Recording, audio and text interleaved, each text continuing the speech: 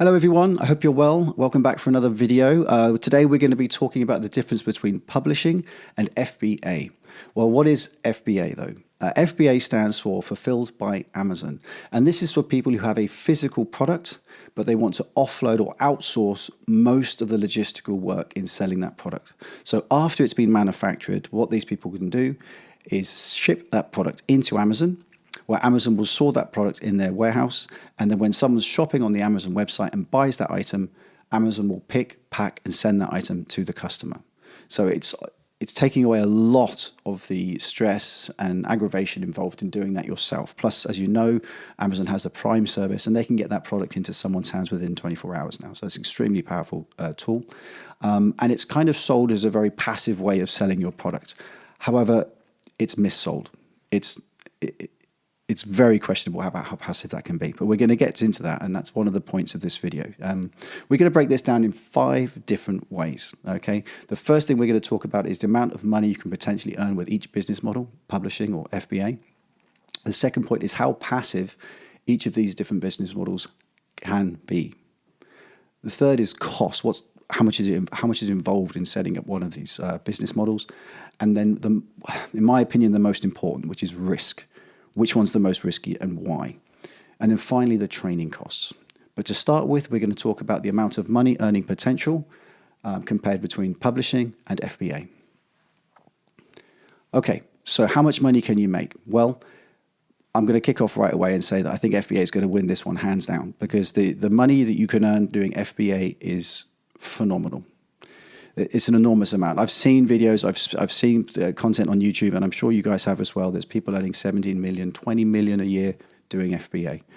It is rare to get that high, but there are a few. But you know, with publishing, you can definitely earn millions doing it, and there are people who've made millions doing it. And I, for one, will be documenting I'm currently documenting right now how I'm going to get my business to doing 50,000 in a month by the end of the year. And next year I'll be selling my business, and I'll be documenting that as well. And I fully expect to get over $1 million for it. So, you know, fingers crossed, but let's see.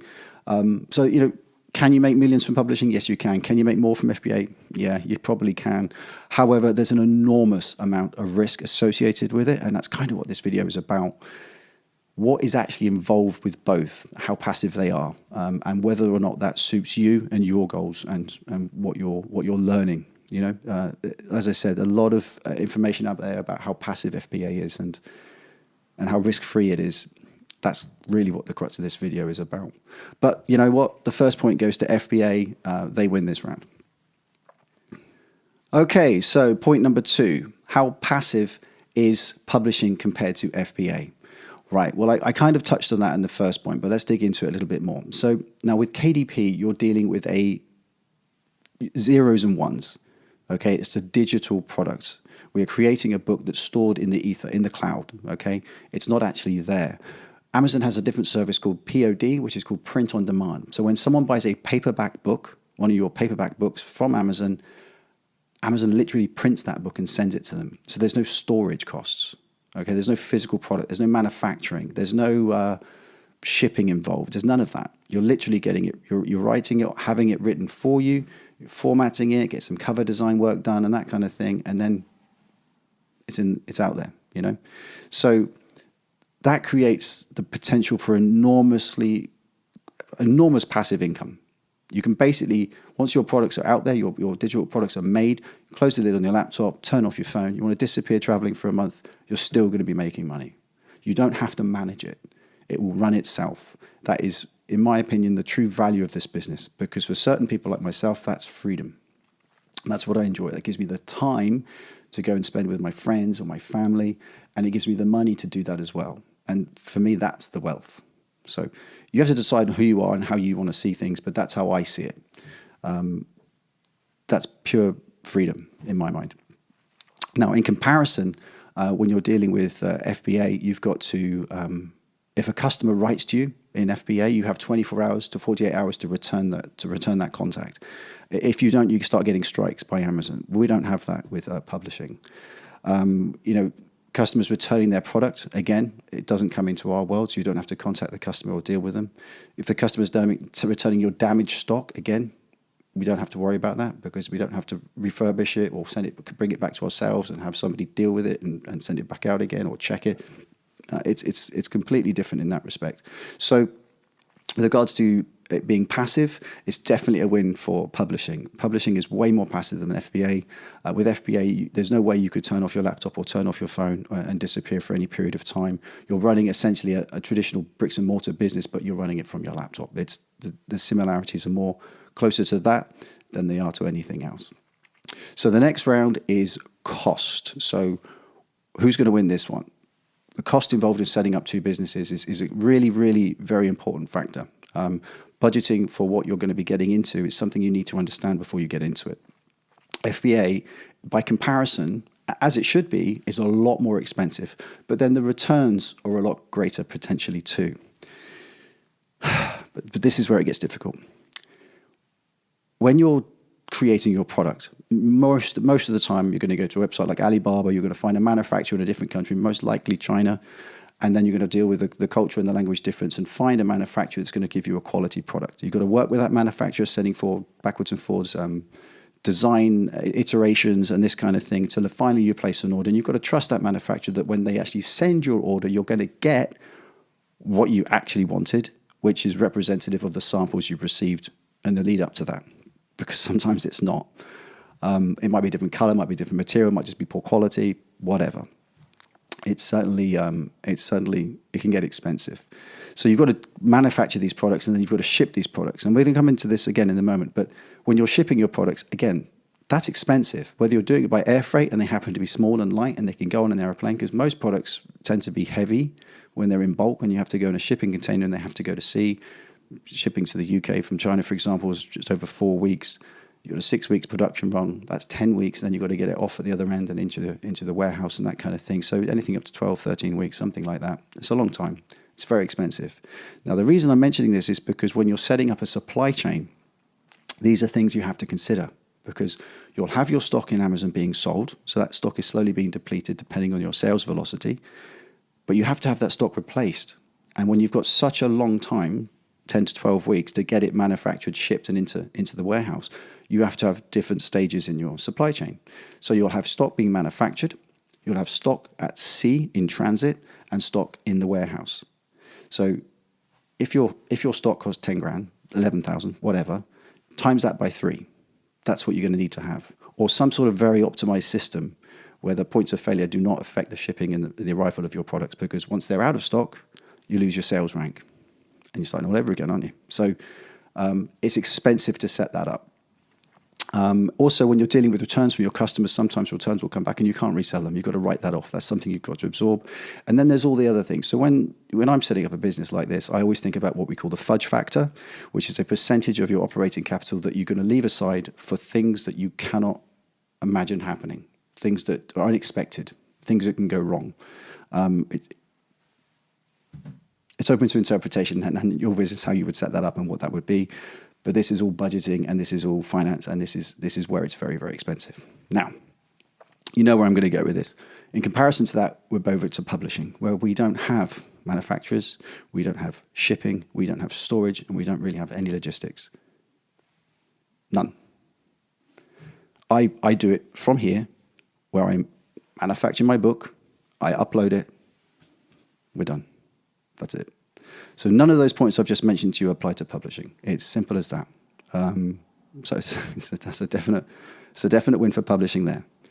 Let's move on now and talk about the actual risk involved, because we've talked about cost, and that's a good segue. So what about the risk? Now, in that short example of the supply chain I've just explained to you, you've got many points of failure, and that's where things can go wrong. That's what the fudge factor's for. When something goes wrong, it costs money. This is something you're going to have to write off. I've had some very valuable lessons myself, learned things the hard way. And this is the problem. Risk is such an important factor to understand. I'll start with a publishing risk because there isn't much. There isn't much. None of the things I've described to you can go wrong in the same way with publishing. Yeah, the biggest risk we face sometimes is from people infringing on your copyright. and causing problems with that. But you can copyright your documents before they're given to the world, and then they're safe so that you're protected. We don't have risk the same way that FBA does. It's as simple as that. But some of the points that I've mentioned earlier were very valid when it comes to risk. Your shipping, fuel, for example. Your shipping costs can fall dramatically or increase dramatically just to the cost of fuel from one month to another. Shipping costs are pretty much dependent on what the shipping companies have to pay for fuel. So if there's an issue in one part of the world and the fuel prices go up, guess what's happening to your shipping? Depending on your margins and your profit and everything else like that, that can really eat into what you're going to be making at the other end. That's risk. The manufacturer sending you faulty products is risk. Your logistic operations at the other end. For example, I had 2 containers arrive in the UK, and because they were a couple of my first containers, customs wanted to x-ray those containers, but there was a 2.5-week waiting list, and this was Q4. And it's £180 a day per container every day they're on dockside. That cost me a couple of thousand, and my stock was late getting into the warehouse because by the time it arrived with Amazon's warehouse, everybody else was arriving at Amazon's warehouse. So I was no longer early. I was becoming late, and this was Q4. So everyone's trying to get their Christmas stock in, and it was a big problem. We lost sales off the back of that. Plus, we had to pay for all this stuff. It's risk. You've got to be able to absorb it. You've got to be able to roll with it. Storage problems. If your products aren't selling, they're sitting on a shelf somewhere, you're paying for that every single month. It's risk, I'm not going to bang on about it too much. The essential point is here, the more complicated and the more intricate your supply chain or your manufacturing situation, the more opportunity there is for things to go wrong. And in comparison with publishing, we don't have any of that. You might have an issue with your writer, which you can fire and hire another one. You might have an issue with your cover designer, replace, no problem. The factors here are small, hundreds of dollars, not thousands of dollars. So again, it's a definite win for publishing here. Risk is very minimal when we're talking about publishing. Okay, so finally, that leaves us to training costs. So what do I mean by training costs? Well, you guys should go and do your own due diligence when you're checking this thing out. You can look all over YouTube. You'll find a ton of people offering FBA training. It's expensive. What they're offering could be good. It could be bad. I don't know. I'm making no judgments whatsoever.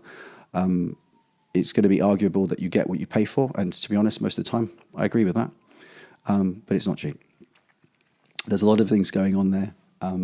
You guys make your own mind up about that.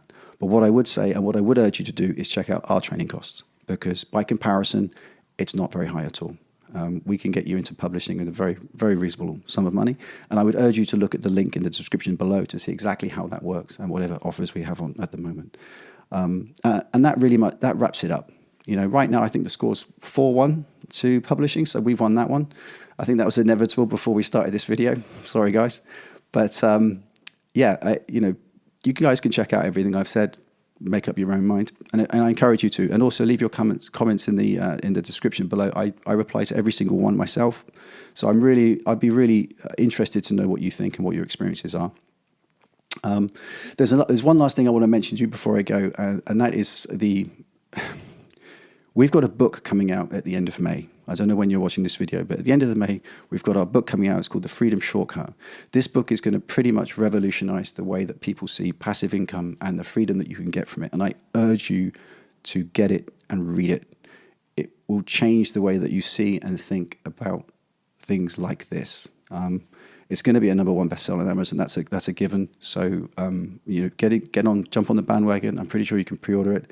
And if it's already out and you're watching this in the future, then let us know what you think. And anyway, until the next time, guys, it's always a pleasure doing these videos. I hope to see you in the next one. And I'll give it a